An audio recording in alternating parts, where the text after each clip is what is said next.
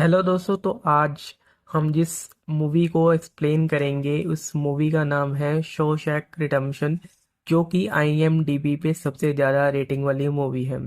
ये movie based है Andy की कहानी के ऊपर, जो कि एक बहुत बड़े बैंक का मैनेजर होता है और जज उसे उसकी पत्नी और उसकी पत्नी के आशिक के मर्डर के इल्ज़ाम में मौत की सज़ा सुनाता है। अब इसके बाद उसे एक ऐसी जेल में भेजा जाता है जहां से आज तक कोई भी भाग नहीं सका था। और इसी जेल के नाम पे इस मूवी का नाम है दी शोशैंक रिडेम्पशन। इस जेल में ऐसे ऐसे मुजरिम हैं जिन्होंने अपनी सारी जिंदगी इस जेल में ही गुजार दी थी। और जब वो इस जेल में आए थे उस वक्त से बाहर की दुनिया काफी बदल चुकी थी। इस जेल में रूल्स और स्ट्रिक्टनेस इतनी होती है कि अगर कोई भागते हुए पकड़ा भी जाता है तो उसे मार मार के अधमरा कर दिया जाता है। एंडी इस जेल में आने के काफी दिन तक किसी से बात नहीं करता।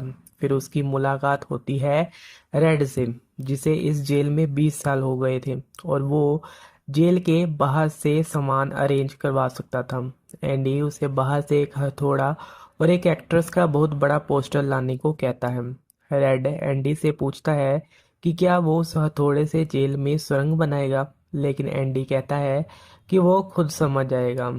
रेड एंडी को 3 कैदियों से बचने को कहता है और बताता है कि उनकी एंडी पे बुरी नज़र है। एंडी कहता है कि वो उन्हें बता देगा कि वो गे नहीं है, लेकिन रेड कहता है कि इससे उनको कोई फर्क नहीं पड़ता। रेड एंडी के कहने पे उसके लिए हथौड़ी अरेंज करता है, जिसे देखकर वो सोचने लगता है कि इसे तो सुरंग बनाने में उसको 600 साल लग जाएंगे। एंडी तक उस हथौड़ी को पहुंचा दिया जाता है। कुछ दिन बाद वो 3 कैदी जिनकी एंडी पे गंदी नज़र होती है वो एंडी को पकड़ लेते हैं और फिर उसका शारीरिक शोषण करते हैं। और ये सिलसिला लगातार 2 साल तक चलता रहता है, लेकिन एंडी कभी भी इसके बारे में किसी को नहीं बताता। उसकी बॉडी पे चोट के निशान रहते हैं। एक दिन छत की मुरम्मत के लिए कुछ कैदियों को चुना जाता है, जिसमें रेड और एंडी भी होते हैं। और इनका इंचार्ज होता है हेडली, जो कि काफ़ी परेशान था और अपने साथियों को बताता है कि उसके भाई ने उसके नाम $30,000 किए थे, लेकिन ये सारा पैसा सरकार को टैक्स के रूप में चला जाएगा, तो उसे इसका कोई फायदा नहीं होगा। ये बात एंडी सुन लेता है, तो वो हेडली के पास जाकर पूछता है कि क्या उसे अपनी पत्नी पे यकीन है। तो ये बात सुनकर हेडली गुस्सा हो जाता है और उसे पकड़ के छत से नीचे फेंकने ही वाला होता है कि एंडी बताता है कि गवर्नमेंट का रूल है कि कोई भी अपनी पत्नी को $60,000 तक गिफ्ट कर सकता है और ये बिल्कुल टैक्स फ्री है। उसके लिए वो ये काम फ्री में कर देगा, जिसके बदले में एंडी अपने और उसके साथियों के लिए 3-3 बियर पिलाने की बात रखता है। इसके बाद एंडी हेडली का काम कर देता है और हम एंडी और उसके साथियों को बियर पीते हुए देखते हैं। कुछ दिन बाद जेल में सभी कैदियों को मूवी दिखाई जाती है, लेकिन एंडी वहां से बाहर निकल जाता है तो वो 3 लोग उसको पकड़ लेते हैं जो अक्सर उसका शोषण करते थे। एंडी उसके हेड पे हमला कर देता है, जिसके बाद वो उसे बहुत बुरी तरह मारते हैं। एंडी इतना जख्मी हो जाता है कि उसे 1 महीने तक हॉस्पिटल में ही रहना पड़ता है। साथ ही उस कैदी को काल कोठरी में डाल दिया जाता है जिसने एंडी को मारा होता है। 1 हफ्ते बाद जब वो काल कोठरी से बाहर आता है तो हेडली, जिसकी मदद एंडी ने करी होती है, वो उस कैदी को इतना मारता है कि वो हैंडीकैप हो जाता है। कुछ दिन बाद जेल का वार्डन आता है और एंडी के सेल की जांच करवाता है, जो कि एक बहाना था। एक्चुअल में उस ऑफिसर को उसके ऑफिसर ने बताया होता है कि कैसे एंडी ने उसके $30,000 बिना टैक्स के से दिलवाए थे। इसलिए वो एंडी से मिलने जाता है। वो एंडी के पास से बाइबल देखता है और उसे भी बाइबल पे काफ़ी यकीन होता है। एंडी के सेल में एक एक्ट्रेस के फोटोज होते हैं और साथ ही एक एक्ट्रेस का बहुत बड़ा फोटो भी होता है। वार्डन कहता है कि वो वैसे तो ये सब अलाउ नहीं करता, बट कभी कभी इसे इग्नोर किया जा सकता है। वार्डन को एंडी के सेल से वो हथौड़ा नहीं मिलता जो उसने रेड से मंगवाया होता है। वार्डन वहां से निकल जाता है, लेकिन कुछ देर बाद वापस आकर वो बाइबल वापस एंडी को देकर कहता है कि मुक्ति इसी में ही है। वार्डन एंडी से काफी इम्प्रेस हो जाता है, इसलिए वो उसे अपने ऑफिस में बुलाता है और असिस्टेंट लाइब्रेरियन बनाता है। लाइब्रेरी में एक बूढ़ा आदमी होता है जो कि काफी टाइम से लाइब्रेरी को संभाल रहा था। एंडी को उसी के अंडर काम करना होता है। एंडी साथ ही दूसरे ऑफिसर्स की आईटीआर फाइल करने का भी काम करता है। जैसे जैसे साल बीतते हैं, एंडी के पास काम बढ़ता जाता है, तो उसे एक असिस्टेंट की जरूरत पड़ती है और एंडी अपने दोस्त रेड को अपना असिस्टेंट बनाता है। एक दिन वो बूढ़ा आदमी जिसके अंडर एंडी काम करता है, वो एक कैदी के गले पे चाकू रखता है, क्योंकि गवर्नमेंट ने उसकी सज़ा को माफ़ कर दिया था, लेकिन वो जेल छोड़कर नहीं जाना चाहता था। तो उसे ऐसा भी लगता है कि अगर वो किसी का मर्डर कर देगा तो उसकी सज़ा बढ़ जाएगी, क्योंकि वो 50 साल से उसी जेल में रह रहा था। यहाँ एंडी और रेड उस बूढ़े आदमी को समझाते हैं तो वो उसे छोड़ देता है। अब वो बूढ़ा लाइब्रेरियन जब बाहर जाता है तो उसे बहुत अजीब लगता है। बाहर की दुनिया एकदम बदल गई थी। पहले बाहर एक गाड़ी होती थी, तो अब गाड़ियों की भीड़ थी। वो इस भीड़ भाड़ से उब कर अपनी जान दे देता है। वहीं जेल में वार्डन कैदियों के लिए एक नए प्रोग्राम इन आउट के बारे में बताना शुरू करता है, जहां उन्हें जेल के बाहर ले जाकर काम करवाया जाएगा, ताकि उन्हें पता चल सके कि मेहनत करके पैसे कैसे कमाने हैं। एक्चुअल में जेल के कैदियों की लेबर काफ़ी सस्ती थी, तो उसे बहुत सारे कॉन्ट्रैक्ट्स मिल जाते थे, लेकिन ये सारा पैसा ब्लैक का होता था। तो एंडी उसकी मदद करता था और उसका पार्टनर एक ऐसा इंसान को बना रहा था जो कि पहले से ही मर चुका है। तो वहाँ सारा पैसा वो ट्रांसफ़र कर देते हैं, जिसके बाद अगर फ्यूचर में कभी भी पुलिस उनके फ्रॉड को पता लगा ले तो वो एक ऐसे इंसान को ढूंढेंगे जो कि इस दुनिया में है ही नहीं। वहीं जेल में एक नया कैदी आता है जिसका नाम है टॉमी, जो कि दिखने में काफ़ी यंग है और काफ़ी जेलों में जा चुका है। उसे जब पता चलता है कि एंडी काफ़ी लोगों की मदद कर चुका है, तो वो एंडी से कहता है कि उसे अपनी हाई स्कूल की पढ़ाई कंप्लीट करनी है, ताकि जब वो बाहर निकले तो अपनी वाइफ और बच्चों के साथ अच्छी लाइफ बिता सके। एंडी इसमें टॉमी की मदद करता है। टॉमी एक दिन रेड के पास जाता है और कहता है कि एंडी काफ़ी इंटेलिजेंट है, वो इस जेल में क्या कर रहा है। रेड बताता है कि एंडी एक बैंकर था जिसने अपनी पत्नी और उसके लवर का मर्डर कर दिया था। ये सुनने के बाद टॉमी शांत हो जाता है।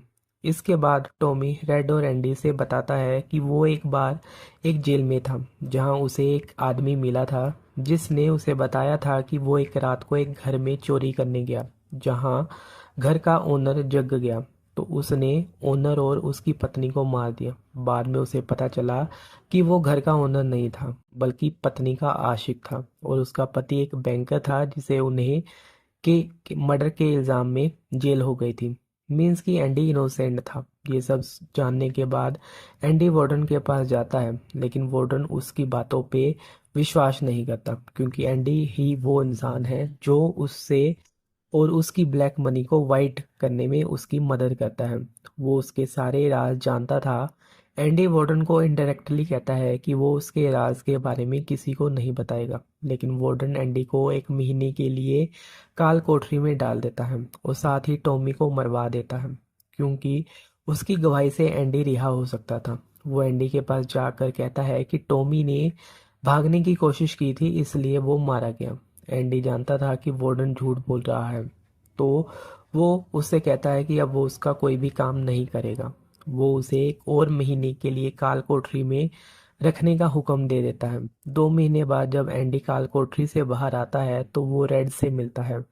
तो एंडी रेड से पूछता है कि क्या वो कभी इस जेल से बाहर निकल पाएगा, जिस पे रेड कहता है कि जिस दिन वो बूढ़ा हो जाएगा वो इस जेल से बाहर निकलेगा। यहाँ पे एंडी कहता है कि वो यहाँ से निकलकर मेक्सिको के एक सिटी में जाएगा, जहाँ जाकर इंसान उसकी खूबसूरती में खो जाते हैं। वो वहाँ अपना एक रेस्टोरेंट खोलेगा और समुंदर किनारे अपनी बोट को रिपेयर करेगा। साथ ही वो दोस्तों के साथ समुंदर में मछली पकड़ने के लिए निकल जाएगा। इस सब को सुन के रेड परेशान हो जाता है और कहता है कि उम्मीद बहुत बड़ी चीज़ है जो कि इंसान को पागल तक कर सकती है, इसलिए उसे वापस सच्चाई की दुनिया में आ जाना चाहिए।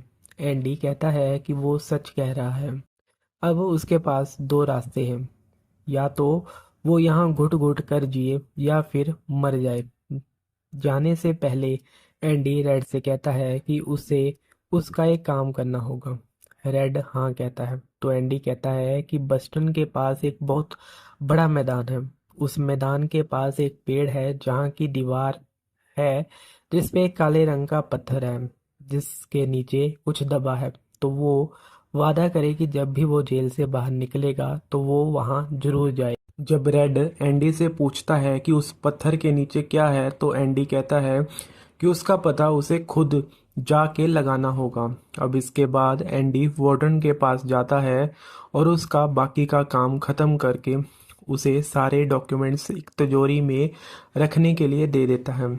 इसके बाद वार्डन उसे कपड़े देता है और कहता है कि मेरे कपड़ों को आयरन करवा देना और मेरे जूतों को भी चमकवा देना। अब इसके बाद एंडी अपने सेल में आ जाता है। दूसरी तरफ उसका दोस्त रेड परेशान था क्योंकि उसे लगता है कि एंडी आज रात अपनी जान दे सकता है। सुबह जब सब कैदी अपने सेल से बाहर आते हैं तो रेड देखता है कि एंडी अपने सेल से बाहर नहीं आया था। गार्ड जब उसके सेल को चेक करता है तो वो हैरान हो जाता है। उधर वार्डन्स जब अपने जूते पहनने के लिए बॉक्स को ओपन करता है तो उसमें उसके जूते नहीं बल्कि एंडी के जूते होते हैं। तभी उसे एक सायरन बजने की आवाज़ सुनाई देती है जो कि किसी कैदी के भागने का सायरन होता है। अब इसके बाद एंडी के सेल को चेक किया जाता है, साथ ही रेड को भी बुलाया जाता है। उससे पूछा जाता है कि एंडी कहाँ है, जिस पे रेड कहता है कि उसे क्या पता। यहाँ वार्डन कहता है कि एंडी कोई भूत थोड़ी है जो रातों रात कंकर पत्थर छोड़ के गायब हो जाएगा और पीछे छोड़ जाएगा दीवार पे लगी अधनंगी तस्वीर। वो उन कंकरों को एक एक करके फेंकना शुरू करता है। एक पत्थर वो उस तस्वीर पे भी मारता है और तब वो देखता है कि वो कंकर उस तस्वीर के आर पार हो गया है। इसके बाद वो देखता है कि उस पोस्टर के पीछे एक बहुत बड़ी सुरंग थी जो कि एंडी ने बनाई हुई थी। इसे देख के सब हैरान हो जाते हैं क्योंकि इतनी मजबूत दीवार पे बिना मशीन के सुरंग बनाना असंभव था, लेकिन एंडी असंभव को संभव बनाकर वहां से भाग गया था। अब इसके बाद सब पुलिस वाले सुरंग के उस जगह पहुंचते हैं जहां से एंडी बाहर निकला होता है। यहाँ पे एंडी के कपड़े और साथ ही वो हथौड़ा मिलता है जो उसने रेड से 20 साल पहले मंगवाया होता है, जिसकी मदद से उसने दीवार में वो सुरंग बनाई थी और इसी सुरंग से निकली मिट्टी को वो अपनी जेब में भरकर बाहर ले जाकर ग्राउंड में डाल देता था। एंडी ने जब आखिरी बार वार्डन का काम किया था तो उसने उसके काले धन के कागज अपने साथ रख लिए थे और अपनी बाइबल वार्डन की तिजोरी में रखवा दी थी। इसके बाद में वार्डन को पता नहीं चलता जो वो कपड़े वार्डन ने उसे प्रेस करने को दिए होते हैं वो कपड़े एंडी अपने कपड़ों के नीचे पहन लेता है और साथ ही उसने जो जूते दिए होते हैं वो उसे पहन के वहां से निकल जाता है। रात को लाइट्स बंद होने के बाद वो सुरंग से निकलकर गटर के पाइप के पास पहुंचता है और फिर गटर का पाइप तोड़कर रेंग कर उस जेल से बाहर निकल जाता है। आज तक उस जेल से कोई भी नहीं निकल पाया था, वो सिर्फ एंडी था जो इस जेल से निकलने में कामयाब हो गया था। अब इसके बाद एंडी उस बैंक में जाता है जहां वार्डन का सारा काला धन होता है जो कि एक ऐसे आदमी के नाम था जो कि है ही नहीं। एंडी जेल में उस आदमी के साइन किया करता था तो एंडी बैंक में जाकर साइन और उस आदमी के सारे डॉक्यूमेंट्स दिखाकर सारा पैसा जो कि तकरीबन 2.95 मिलियन डॉलर होता है निकलवा लेता है। अब एंडी ने सिर्फ आज़ादी ही नहीं बल्कि बहुत अमीर आदमी बनने की अचीवमेंट को भी हासिल कर लिया था। वो वार्डन के काले चिट्ठे के सारे डॉक्यूमेंट प्रेस में भिजवा देता है और उसकी खबर अब न्यूज़पेपर में छप जाती है। वार्डन जब तिजोरी खोल कर देखता है तो उसमें उसे बाइबल मिलती है जो कि एंडी की होती है, जिसके पहले पेज पे लिखा होता है कि उसने सही कहा था कि मुक्ति इसी में ही है। इसके अगले पेज में हथौड़े का सांचा होता है, जिसमें एंडी उस हथौड़े को छुपाया करता था। जब वार्डन ने एंडी की बाइबल 20 साल पहले उसके सेल से उठाई थी, उस वक्त भी वो हथौड़ा उसी बाइबल के अंदर होता है।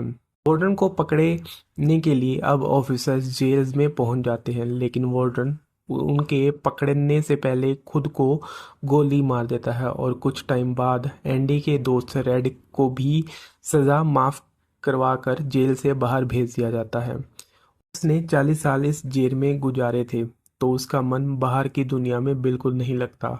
उसी कमरे में वो रहता है जहाँ लाइब्रेरियन रहता था।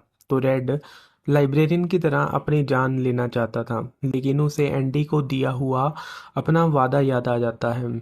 तो वो उस घास के मैदान में जाता है जहाँ एक बड़े से पेड़ के पीछे पत्थरों की दीवार होती है, जहाँ एक काला पत्थर होता है जिसके नीचे एक बॉक्स होता है जिसमें एंडी ने कुछ पैसे और एक लेटर रखा होता है, जिस लेटर में लिखा होता है कि क्या उसे उस जगह का नाम याद है जो उसने उसे जेल में बताई थी, जो कि मेक्सिको की सिटी थी।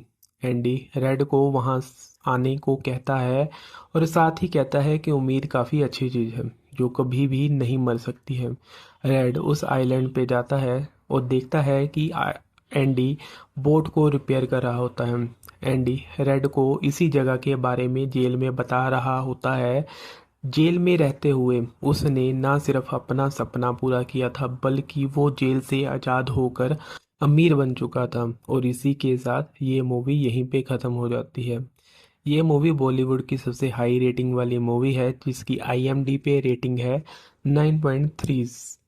तो ऐसी ही और वेब सीरीज़ और मूवीज़ की एक्सप्लेनेशन के लिए आप सब्सक्राइब कर सकते हैं हमारे चैनल को, और बेल आइकन पे क्लिक करना मत भूलिएगा।